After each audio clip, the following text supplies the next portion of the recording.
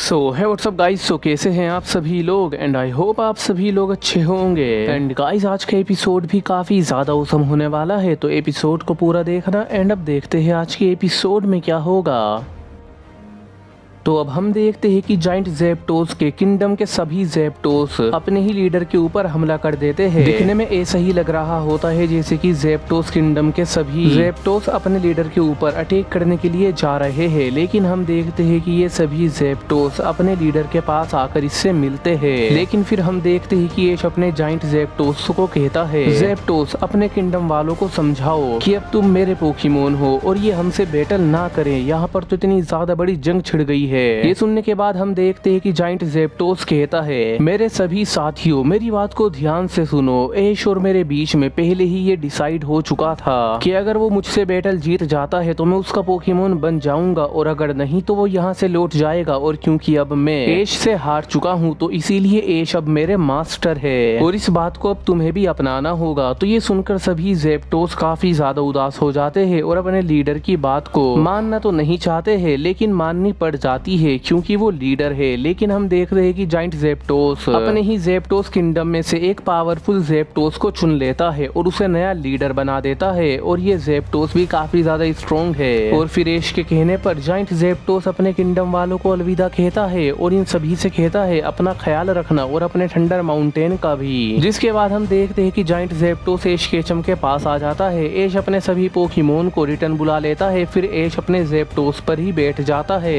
और ऐश अपने जाइंट ज़ैप्टोस को लेकर अपने टीम हेडक्वार्टर में आ जाता है। और यहाँ पर जब सब लोग ऐश के जाइंट ज़ैप्टोस को देखते हैं तो काफी ज्यादा हैरान हो जाते हैं। एडन और नोएला ऐश केचम से पूछते भी है कि तुम्हें ये पोकेमोन कैसे मिल गया, तो ऐश सब कुछ बता देता है और कहता है वहाँ पर तो बहुत सारे ज़ैप्टोस थे, वो एक थंडर माउंटेन था, लेकिन मुझे उसकी लोकेशन नहीं पता। वहाँ के सभी ज़ैप्टोस बहुत ज्यादा स्ट्रॉन्ग है और ये उन सभी ज़ैप्टोस का लीडर है और अब ये मेरा पोकेमोन है। तो ये सब कुछ सुनने के बाद एडन और नोएला काफी ज्यादा शौक होते हैं और एडन कहता है ये तो कमाल हो गया ऐश, तुम्हें एक और बहुत ज्यादा स्ट्रॉन्ग पोकेमोन मिल चुका है, अब तो मुझे तुमसे जलन हो रही है। नोएला भी यही बात कहती है। टीम लीडर ग्लेड भी इस पोकेमोन को देखकर काफी ज्यादा हैरान तो होते हैं, लेकिन ऐश केचम से काफी ज्यादा इम्प्रेस भी होते हैं। फिर अगले सीन में हम देखते हैं कि दोबारा से लीग स्टार्ट हो जाती है। स्टेडियम पूरी तरीके से ऑडियंस से भर जाता है। यहाँ पर ऐश के सभी कंपेनियन दोस्त भी होते हैं, उसके मॉम डैड भी यहीं पर होते हैं, प्रोफेसर ओक भी यहीं पर होते हैं और इस पूरी लीग को टीवी पर लाइव टेलीकास्ट भी किया जा रहा होता है। इस पोकेमोन मास्टर टूर्नामेंट लीग को एक काफी ज्यादा हाई स्केल पर टेलीकास्ट किया जा रहा होता है। पूरी दुनिया इसी लीग को देख रही होती है और सबकी नजर इस पर ही होती है कि करंट पोकेमोन मास्टर रेश को कौन सा पोकेमोन ट्रेनर हराने की हिम्मत यानी कि ताकत रखता है। जिसके बाद हम देखते हैं कि और फिर इस लीग के अनाउंसर ये अनाउंस करते हैं कि अब अगला टीम मुकाबला होने जा रहा है golden down versus crown of gold के बीच में। और फिर यहाँ पर ज्यादा टाइम वेस्ट नहीं होता है। हम देखते हैं कि गोल्डन डाउन टीम में से सबसे पहले बैटल करने के लिए एडन आते हैं और क्राउन ऑफ गोल्ड में से सबसे पहले बैटल करने के लिए अलान आ जाते हैं। ये दोनों ट्रेनर एक दूसरे के आमने सामने होते हैं। रेफरी रूल्स बताता है 1-on-1 बैटल होने वाला है विद वन फिनोमिना और लेजेंडरी पोकेमोन अलाउ नहीं है। हम देखते हैं कि अलान तो अपने एस पोकेमोन का यूज करता है जो कि उसका चारीज़ार्ड है।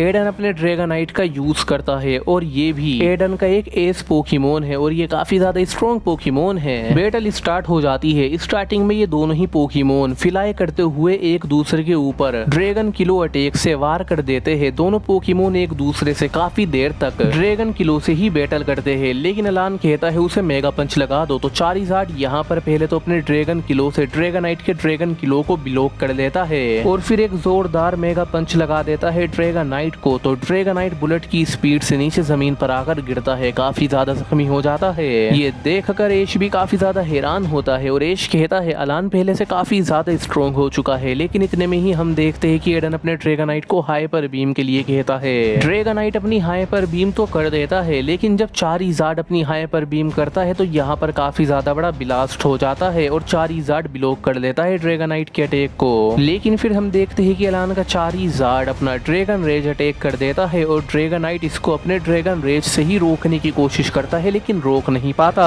ड्रैगनाइट को चारीज़ार्ड का अटैक जैसे ही लगता है तो चारीज़ार्ड ड्रैगनाइट को पकड़ लेता है और इसको आसमान में ले जाता है, वो भी सेस्मिक टॉस मारने के लिए। अलान अपने चारीज़ार्ड को कमांड दे रहा होता है इस बैटल को फिनिश करने के लिए, लेकिन हम देखते हैं कि एडन तभी अपना गेम खेल जाता है और अपने ड्रैगनाइट को कर देता है मेगा इवॉल्व। और ये ड्रैगनाइट का मेगा एवोल्यूशन काफी ज्यादा औसम होता है। ड्रैगनाइट के पास मेगा इवॉल्व में बस एक ही फॉर्म होता है और वो है ड्रैगनाइट एक्स। चाहे मेल ड्रैगनाइट हो या फीमेल ड्रैगनाइट हो, वो बनता है ड्रैगनाइट एक्स। तो फिर मेगा ड्रैगनाइट चारीज़ार्ड के इस सेस्मिक टॉस को बेकार करता है और इसके चंगुल से आजाद हो जाता है। और फिर हम देखते हैं कि ड्रैगनाइट अपने ड्रैगन पंच का यूज करके चारीज़ार्ड को मार भी देता है। चारीज़ार्ड इस अटैक की वजह से नीचे गिर जाता है, लेकिन ये देखकर अलान को गुस्सा आ जाता है। अलान अपने चारीज़ार्ड को मेगा इवॉल्व कर देता है। फिर चारीज़ार्ड अपने ड्रैगन रश का यूज करते हुए ड्रैगनाइट को मार देता है। तो ड्रैगनाइट को इससे काफी ज्यादा बुरी तरीके से डैमेज मिलता है, ये नीचे गिर जाता है। लेकिन ड्रैगनाइट भी फिर अपनी आइस बीम कर देता है, लेकिन इसको चारीज़ार्ड आसानी से अपने ड्रैगन किलो से बेकार करता है और ड्रैगनाइट को स्लेशिस से मार देता है। उसके बाद ड्रैगनाइट अपने बहुत से अटैक करता है चारीज़ार्ड पर, लेकिन वो सभी अटैक चारीज़ार्ड आसानी से ब्लॉक कर देता है और चारीज़ार्ड फिर इसको अपनी ड्रैगन टेल से मार के दूर फेंक देता है। लेकिन हम देखते हैं कि ड्रैगनाइट यहाँ पर अपने हरिकेन रश का यूज कर देता है, लेकिन इसकी वजह से चारीज़ार्ड को थोड़ी सी दिक्कत होती है। लेकिन फिर चारीज़ार्ड भी अपने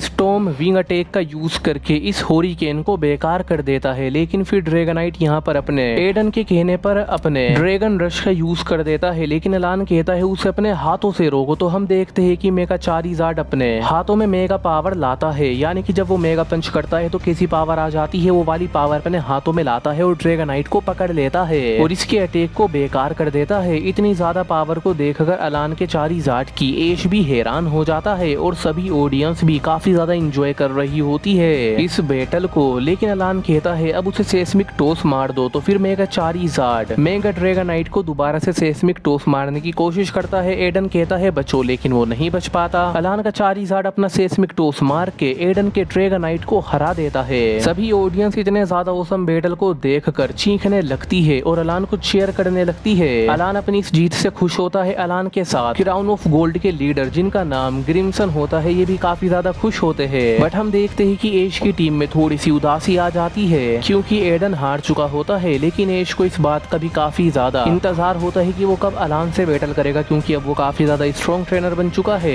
एडन और अलान ये दोनों अपनी अपनी टीम में लौट आते हैं एंड फिर अनाउंस हो जाता है नेक्स्ट बैटल। नेक्स्ट बैटल के लिए आते हैं गोल्डन डाउन से एश केचम और क्राउन ऑफ गोल्ड से आते हैं ट्रेनर रे। इसका नाम रे होता है। रेफरी इस बैटल के भी रूल्स बताता है जो कि बहुत ज्यादा सिंपल है। 1-on-1 बैटल होने वाली है विद 1 फिनोमिना और लेजेंडरी पोकेमोन अलाउ नहीं है। ये रूल्स पता लगने के बाद हम देखते हैं कि एश अपने पिकाचू का यूज करता है क्योंकि उसने काफी दिनों से अपने पिकाचू को एक ऑफिशियल बैटल में नहीं उतारा। हम देखते हैं कि रे भी अपने राइचू का यूज करता है और एक राइचू को देखकर एश भी काफी ज्यादा एक्साइटेड हो जाता है इससे बैटल करने के लिए। बैटल स्टार्ट हो जाती है। स्टार्टिंग में ये दोनों पोकेमोन ही अपने क्विक अटैक का यूज करते हैं और दोनों पोकेमोन एक दूसरे से टकरा जाते हैं। एश कहता है मानना पड़ेगा रे, तुम्हारा राइचू भी काफी ज्यादा फुर्तीला है, मुझे एक राइचू से ऐसी उम्मीद नहीं थी।